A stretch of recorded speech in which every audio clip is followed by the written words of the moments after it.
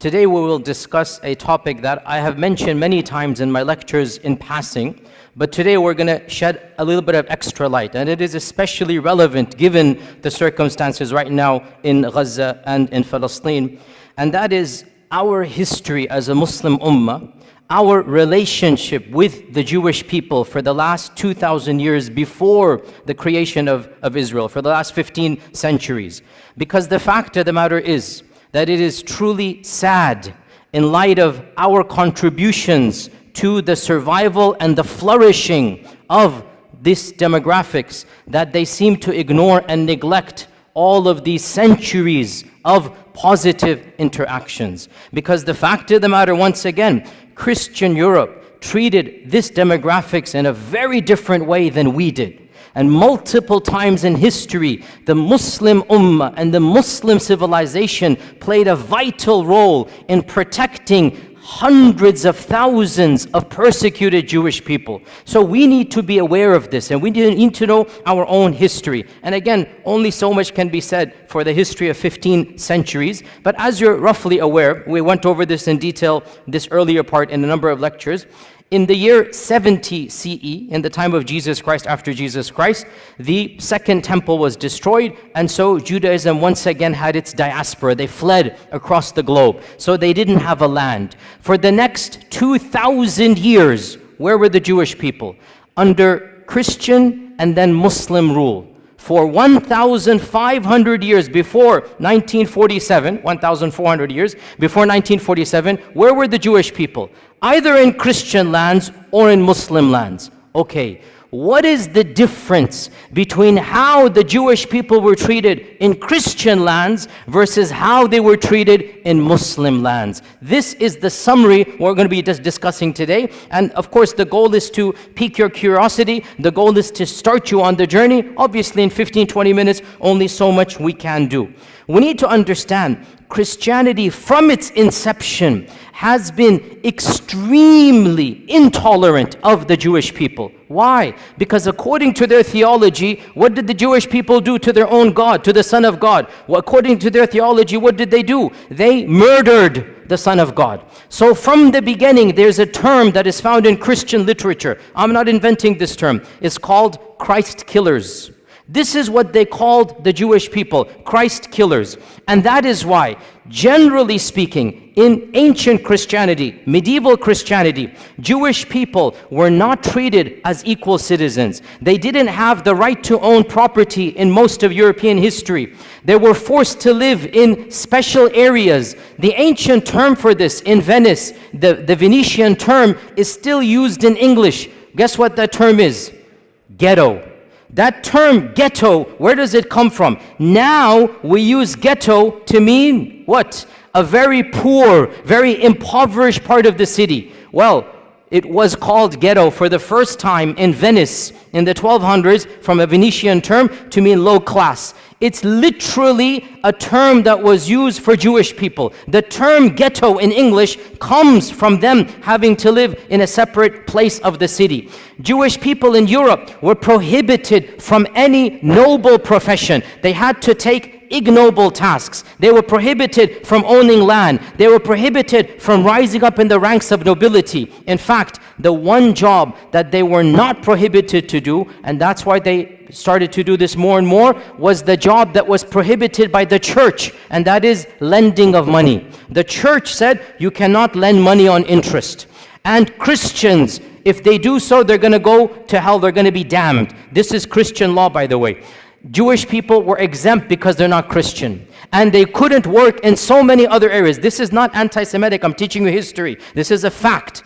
Jewish people then took on, by and large, in Europe, the profession of money lending, charging interest. Because they weren't allowed any other job. They weren't allowed careers, and this was prohibited by the church. You'd be damned. So what did they do? They became the proto-bankers, the first bankers. And so what's going to happen, slowly but surely, their wealth did increase. This is not anti-Semitic. It's the fact of the matter is that they were involved in this profession, and that is why rich dynasties from this group did begin to rise in the 15th, 16th, 17th centuries. But that's because they were the ones lending money. Eventually, eventually the church had to buckle under pressure and change their law and say it is now allowed for Christians to do. Otherwise, Christians forbade Christians from lending money with interest. It was haram for them. The church would excommunicate you. That's why this group began to do this. In the 11th century, when the Crusades was announced, in 1095, 1096, the first Crusaders, they left England, they left Italy, they left France,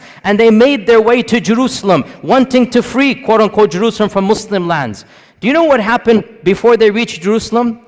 They started massacring Jewish people. Where? In Europe. Why? What has that got to do with Jerusalem? They began to reason, if we're going to go to Jerusalem where Jesus walked, we should avenge his death before we get there. And so, thousands, this is the first time where pogroms happened against Jewish people. Entire cities in Europe, entire cities in Germany, this is in 1096, 1097, entire cities were decimated from their Jewish populations. It is really pathetic what the Christians did. The women and children ran to the synagogues begging for freedom, and they burnt the synagogue with babies in it. They burnt it. Who? The Christians. Why? Because these are Christ killers. I say this because you need to know, where is this anger, where is this anti-Semitic coming from? It's coming from Europe. We Muslims had nothing to do with any of this hatred. And you need to know the irony of how we can be accused when in reality this notion of anti-Semitism comes straight from Europe. In the year 1215, the church gave a decree that Jewish people could not live like normal citizens in any Christian land. They had to wear a different clothing. They had to live in different places of the city. They had to have specific professions. This is the Vatican. This is the church normalizing the discrimination of Judaism. This is in 1215. Don't be surprised in a few decades, 1290, King Edward of England said, I don't want any of these people in my kingdom. So he made a decree to expel every single member of the Jewish faith from England. For 400 years, there were no Jewish people in England. 400 years. Why? Anti-Semitism. The king said, none of these people are going to be here. And Shakespeare writes his plays during this time. But the stereotype, the negative, evil stereotype remains in the psyche of Europe. Go read Shakespeare's plays. Go read how he writes about Shylock the Jew. This is Shakespeare, not me. Shakespeare is an anti-Semite in every sense of the term. The stereotypes, the negativity, and ironically, he's never interacted with the Jewish person because there are no Jews in England when Shakespeare's writing because of the decree. Only in 1680 or something, the king relents and allows them back in. And that is why, by the way, to this day in England, the Jewish population is very small compared to other places in Europe because for 4 centuries they were banned. And one of the worst manifestations of anti-Semitism took place in Andalusia, but not under us. When Ferdinand and Isabella Reconquista, when they conquered Granada, the Muslim land, when they conquered Granada, the first decree, less than 1 week or 1 month after they took power, 1492, they made the decree. It's called the Decree of Al-Hamra because it was in the Hamra Palace. There shall be no Jewish people living in Andalusia. Hundreds of thousands of Jewish people were forced to convert to Christianity or were sent into exile. The entire population of Iberian Spain, and there were, we don't know, 300,000, 400,000, 500,000 Jewish people, they were either forced to convert under torture or they had to flee for their lives. And this is one of the worst manifestations. Now you get to Hitler in the 1930s and 1940s, which is of course the worst anti-Semitic outburst in all of human history. And this needs to be said bluntly. Hitler did not come in a vacuum. Hitler is tapping into mainstream Christian notions of anti-Semitism. The term anti-Semite, the birth of anti-Semite, the notions of anti-Semite, it has nothing to do with Arabs and Muslims. It is European and Christian through and through, 100%. Even the term is invented by the Christians and used by the Christians. This is just a summary of Christian lands. Let's move on to Muslim lands. Subhanallah, wherever Muslims went and there were Jewish people, the Jewish people faced a type of flourishing. They were given a type of protection they could never find in Christian lands. And when Muslims conquered what is currently Iraq, what is currently Iran, Iraq had a large population of Jews in Baghdad from the time of the first expulsion, not even the second, from 500 BC, because the largest group of Jews from the first expulsion, they went to Iraq. So Muslims found large groups of Jews in Iraq. In Iran, Isfahan, hundreds of thousands of Jewish people, again from the first and second expulsion. And the Muslims came and found them, and they gave them protection under the treaty of Umar ibn al-Khattab. Jerusalem, when Umar ibn al-Khattab marched into Jerusalem, guess how many Jewish people were there? 0. Guess how many synagogues? 0. Jews were not allowed to worship in Jerusalem under the Christians. Guess who gave them the freedom to build the first synagogue after the collapse of the temple? It was none other than Umar ibn al-Khattab radiallahu anh. Umar ibn al-Khattab, acting upon Islamic commandments, acting upon prophetic guidelines. Jews and Christians are Ahli Kitab. They have the right to live freely. They have the right to worship. They have the right to build their synagogues and whatnot. Now, modern, liberals come along and they say, oh, the conditions of Umar al-Khattab are second-class citizenship. I'm not going to claim that Umar radiallahu anhu's condition is the same as secular America. It's not. But we're not comparing Umar ibn al-Khattab to secular America. Secular America is a different notion where religion plays no role. In the Islamic scheme of things, religion plays a vital role. So if you're a Muslim, yes, you get perks and privileges, no doubt about that. And if you're Ahl Kitab, there's certain things. For example, you cannot convert people to your faith. For example, the synagogue minaret, or the temple in the synagogue cannot be higher than the minaret of the mosque. I agree, these are conditions, but we're not comparing Umar ibn al-Khattab to modern liberalism. We're comparing Umar ibn al-Khattab to the rest of the world. The fact of the matter, never once in all of Islamic history was there a policy to kill all Jews. Was there a policy to persecute all Jews? Was there a policy to expel all Jews? So Umar ibn al-Khattab radiallahu anh allowed the Jewish people to come back into Jerusalem. This is the first time they could come back and build the first synagogue under the Khulafa al-Rashidun. And the rest, as they say, is history. That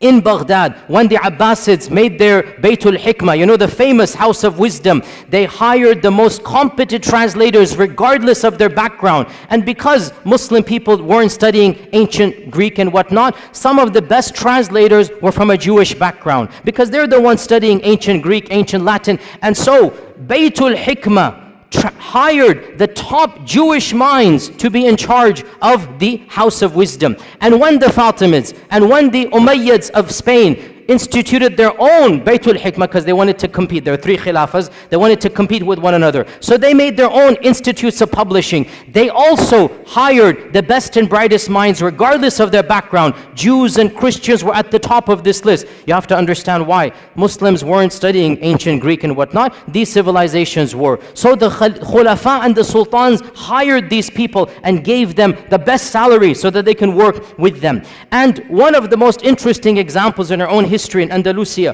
was under the Ta'ifa kingdom of Granada in around 1000, 1030 CE, like basically literally 1000 years ago. Literally 1000 years ago, the prime minister of Granada, the Sultan was Muslim, the prime minister was a rabbi, and his name is Ismail ibn Naghrilla, Ismail ibn Naghrilla. And he was a rabbi.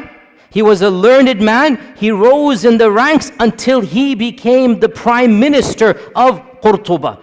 This is a Jewish person, and the people loved and respected him. The Muslim population loved and respected him. The books of history mention that when the Reconquista began, because Reconquista took 500 years, right? When it first began, Ibn Naghrilla, this Jewish vizier, was leading the Muslim army in jihad to defend Qurtuba against the Crusaders. Can you believe this? And because in those times everybody dressed up in a particular garb, they wore Quranic talismans for the time, Ibn Naghrillah, it is said, wore the Quranic coat of armor, verses of the Quran, and he's leading the Muslims in actual jihad against the Christians who are invading against Qurtuba, and he defends and he wins and he protects Qurtuba. So this is the reality of Jewish life under the rule. Now, some people point out that 20 years later, a mini massacre occurs. And this, you have to be careful, sisters and brothers. When you read these types of things, do your research. Do your research. It is true, a mini massacre occurred against the Jews of Qurtuba. But why? I'll tell you why. You won't find this too often, because people just want to say, oh, the Muslims rebelled and they massacred hundreds of Jewish people in Qurtuba. It's true, but I'll tell you the story. This guy, Ibn Naghrillah, he died and he was buried with honors. His son, 21 years old, was given the next viziership as an honor, that your father was the vizier, you become the vizier. His son is Yusuf ibn Naghrillah. Yusuf turned out to be a traitor. And the first thing he does, he writes a letter to the next kingdom. If you invade on such and such a date, I'll make sure you win over the kingdom, I'll distract the army and whatnot, but there's one condition, you must make me the ruler, and I'll pay taxes to you. Okay? So this guy, Yusuf, he attempted a coup d'etat. And he got his people to support him. And obviously his people were of a Jewish background. The letter was uncovered. The Muslims went wild. Mobs attacked the palace and literally shredded Ibn Naghrillah, Yusuf, the son of the famous one. They literally shredded him and tortured him to death. And then they turned on his core, killed them, and then it is true, sad, the mobs turned on the Jewish quarter because they thought this was a Jewish revolt against the city, and innocent people lost their lives. But the point is, no sultan gave the command, no government instituted this, and the reason why it happened was not because they were Jewish. It's because the notion came that the entire community is treacherous to us. That's why this happened. Then things went back to normal and Jewish communities began to flourish. Within 150 years, the greatest Jewish mind in all of Jewish history was born and raised and studied in Qurtuba. Who is this person? Who can tell me? Musa ibn Maymun. Rambam is what the Jewish people call him. The holy rabbi, Rambam. Memorize this name. That's a title, honorific title. Musa ibn Maymun, Moses Maimonides. In the entire history of Judaism, there is no theologian that is more respected and venerated than Rambam. Rambam, Moses Maimonides, born and raised in Qurtuba, traveled the Muslim world, died and is buried in Egypt, in Cairo. He spoke fluent Arabic. He went through the madrasa systems. In those days, if you wanted to study, you went to the madrasa, right? And the madrasa is religious. So you study the sciences along with Quran and tafsir and hadith and fiqh. So Musa ibn Maymun, as a Jewish student, was not just given the freedom, he excelled in his studies. And his biographers mentioned this. I'm not making this up. Read his modern day biography. He lived like a Muslim, prayed like a Muslim, recited Quran like a Muslim. Nobody forced him. It was free. Andalusia, you could be who you are. But he was in such awe of Islam that some people say he secretly converted for a few years. Allahu A'lam. But he lived like a Muslim in the dorms. And there was no pressure because in Andalusia, there was a type of religious freedom that was not found anywhere in Europe. You could be a Christian, you could be a Jew, you could be a Zoroastrian, you could be a Muslim, and everybody lived freely in Andalusia. But Rambam decided to act like and memorize the Quran like a Muslim. Eventually, he goes back to his rabbi, profession, and he begins writing. Now, this deserves an entire lecture. I don't have time to get into there, but it is one of my areas that I love to read about because intellectual history is my area. Moses Maimonides, listen, I'll just summarize it. He took Islamic concepts and he Judaicized them. Mainstream Judaism is influenced by Moses Maimonides, and Moses Maimonides is influenced by Islamic thought. Now this is not a conspiracy. Again, look this up. In fact, there's an entire entry in the Stanford Encyclopedia. I just saw this today to make sure that I can reference to you. The Stanford Encyclopedia Online, which is one of the most largest online encyclopedias. The Stanford Encyclopedia of Intellectual Thought has an entire article, The Islamic Influences on Moses Maimonides. And of them, his proofs for the existence of God, his concept of God is coming straight out of Al-Farabi Al-Kindi. His notion of prophethood and what is prophethood. His notion of even theology. Pause here, footnote. Sounds strange, I know. But Judaism, by and large, did not concentrate, did not care about belief. Judaism cared about what? What? Law. Judaism cared about how you act. It had almost nothing to do with Aqidah. That's why they don't have any book on Aqidah. The first book of Jewish theology, who wrote it?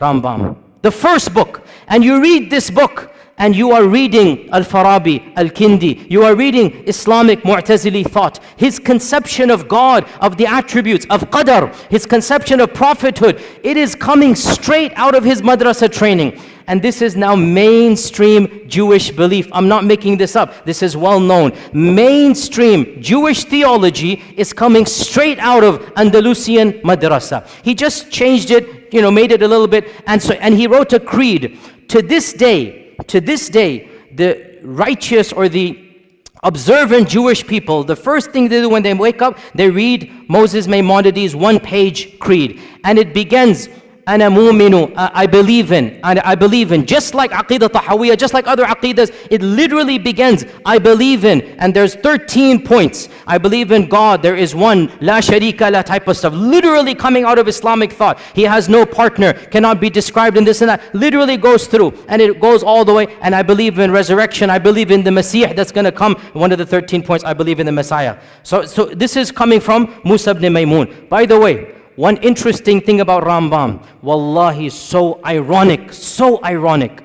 He became the best physician of his time because he mastered Ibn Sina. So he read Ibn Sina, he mastered Ibn Sina, now he's the best physician. He works his way up.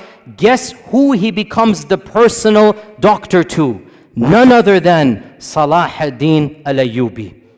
Salahuddin al-Ayyubi takes him as his personal court doctor. For a period of time, he travels with Salahuddin. He is the primary doctor of Salahuddin Ayyubi. Nobody can accuse our religion of anti-Semitism. Nobody can accuse our sultans, our khulafa, of hating people because of their different faith. It didn't happen that way. If you were talented, you were the best doctor, and it's so ironic. Salahuddin is conquering Jerusalem, and Rambam is his main doctor. Subhanallah. How can we not remind our Jewish brethren of this reality? Look at from where to where. Look at the past and now look at how that has flipped. Eventually, he went to Egypt. He lived in Egypt. By the way, he wrote most of his writings in which language? Arabic.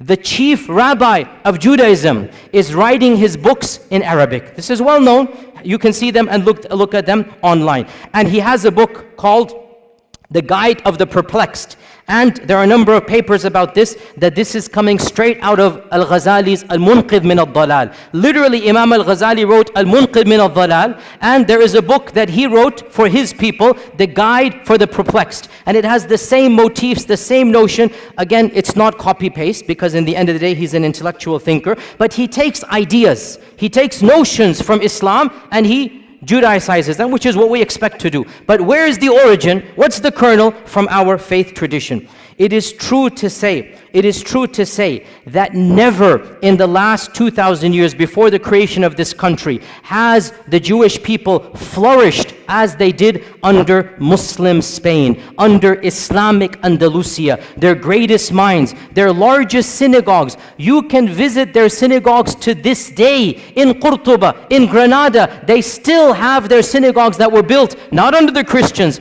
under the Muslims. Now in 1492, Ferdinand Isabella come, the first decree, all Jewish people will leave or convert or die, be killed. Where did these 500,000 Jewish people go? The Sultan Muhammad II gave a decree. Anybody who flees from Andalusia shall be welcomed in our lands anywhere you are. And he said, any vizier, any governor, any businessman who impedes their settling, who stops them to settle in any city, shall be punished by the Sultan himself. Sultan Mehmed II welcomed hundreds of thousands of Jewish people in 1492 with open arms. He literally saved them from execution or forced conversion. And he was angry at Ferdinand and Isabella, and he goes, this is not a good policy. But he thanked them. He goes, but you are giving us your good minds, your good workers, don't worry, we will take them. Because of this, sisters and brothers, where did they go? They ended up in Morocco, in Tunisia. They ended up in Egypt. Hundreds of thousands of large Jewish communities were living in the Middle East, in Yemen. They were living there because Ferdinand and Isabella expelled the Jewish people. Muslims welcomed them and they said, Tafaddal, come and live here. And they lived here up until 1947.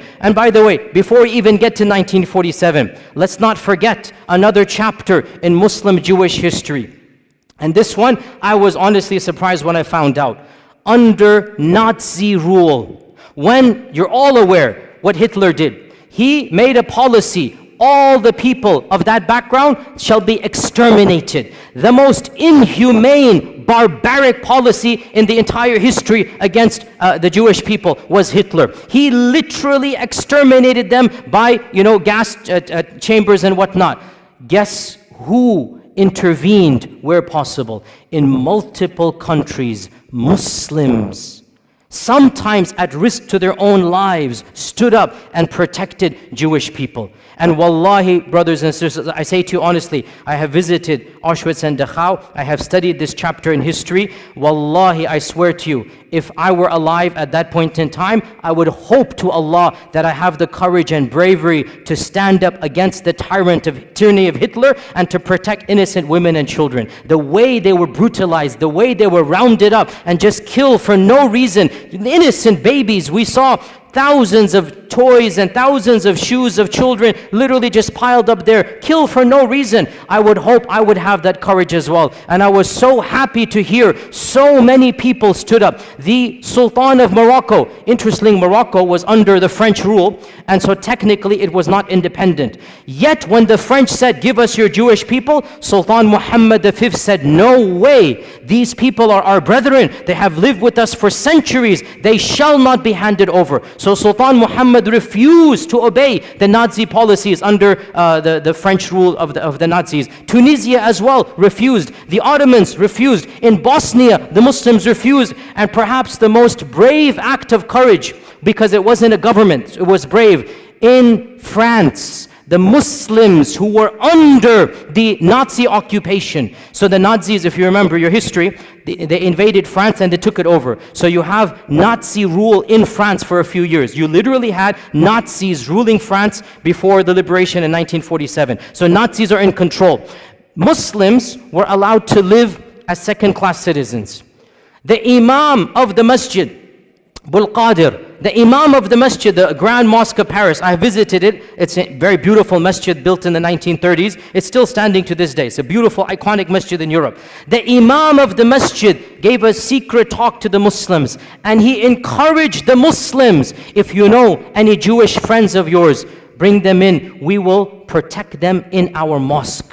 The basement of the masjid became a home for the Jews under Nazi rule in France. And this was engineered by the Imam, the Sheikh.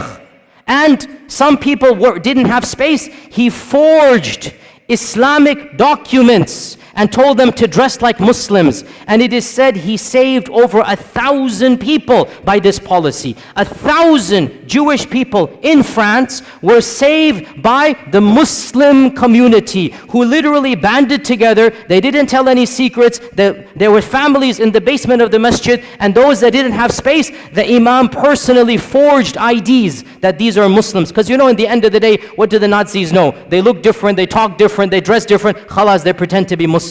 This is what you call Islamic rule. This is what is akhlaq of the Muslim. When this tyrant comes, you're not going to allow him to do this. You will protect them. And so it is truly sad that all of this history has been completely forgotten. What happened? Obviously you're aware, in 1947, it is estimated there were around less than 1 million Jewish people living in Arab and Muslim lands. Less than 1 million, maybe 900,000. That's a huge number, by the way, especially after World War II. After World War II, you had more Jewish people across the Middle East and Arab lands than anywhere in Europe, right? So almost 1 million living in Yemen, in Cairo, in Iran, in Morocco. These are all people of Jewish background. What happens in 1947? The country of Israel is formed, and they make a call, a plea, that if you come here, you will be given perks and land. If you come here, you will be given a better economic status. And so majority of them migrated. Why did they migrate? Put yourself in their shoes. It's their land,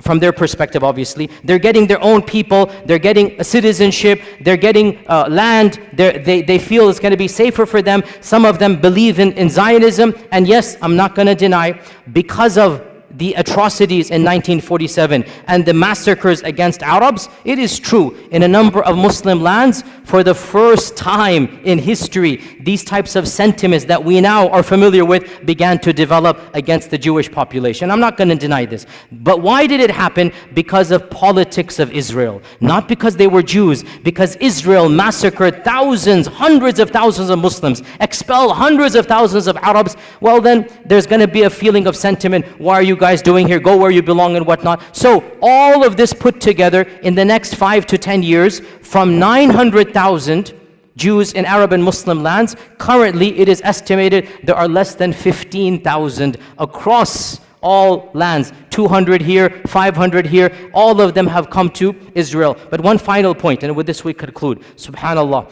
this is something you need to know, O Muslims.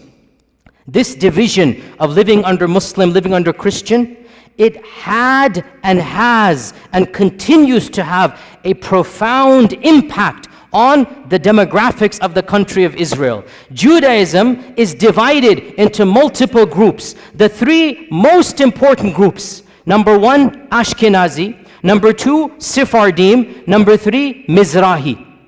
These three divisions go back to whether they were living under Europe or under Muslim rule. And the most Europeanized Jewish people are the Ashkenazis. These are the ones, they never lived under Muslim lands. These are the ones, they have a different cultural background. They're more European. Generally, they're more secular. Generally, they're the ones in charge. Generally, they're socioeconomically privileged, and they're the governments ever since the founding of Israel. Sephardim are those Jewish people that were kicked out of Andalusia. And Mizrahi are the Jewish people who lived in Arab lands, Yemen, Iran, other places for many millennia. They are the smallest. Generally, Sephardim and Mizrahi are more pious. They're more orthodox. They're more religious. They're more believing in God. And a lot of you don't know this.